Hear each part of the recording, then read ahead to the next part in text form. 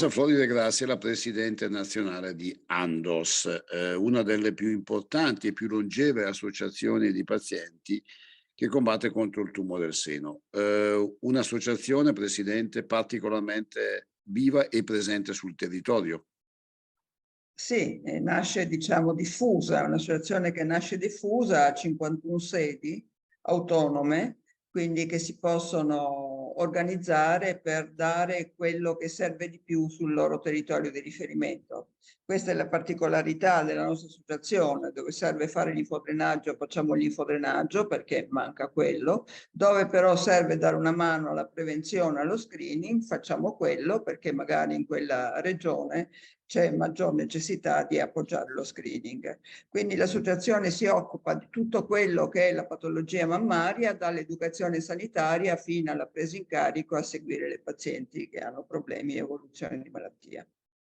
Quanto è importante questo servizio per le pazienti? Direi molto. Probabilmente non è importante in tutto il loro trattamento, in tutto il loro percorso di vita, ma certo è importante sapere di avere un luogo sicuro, un porto a cui andare quando si hanno particolari problemi e si ha bisogno di avere una mano, un appoggio oppure un chiarimento, un trattamento per i propri problemi fisici oppure un colloquio con lo psicologo. È importante sempre di più, anche per i clinici, per i medici oncologi, poter avere a disposizione le associazioni che spesso svolgono una funzione vicariante, quello che in linea teorica dovrebbe essere garantito ai pazienti. Ecco, la collaborazione con gli oncologi medici. È fondamentale.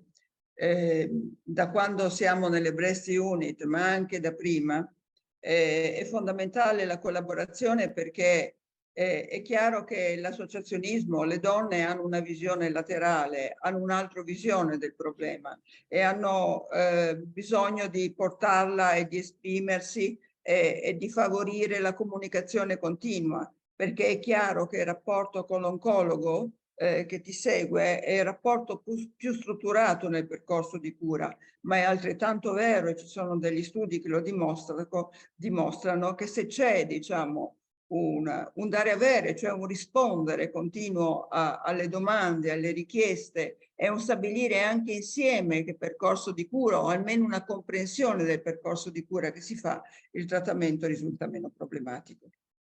Quindi è fondamentale per Andos creare una collaborazione strutturata con società scientifiche come IOM.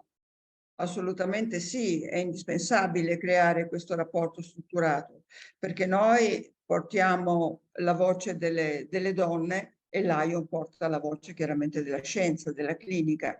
Insieme non raddoppiamo, insieme ci potenziamo molto di più.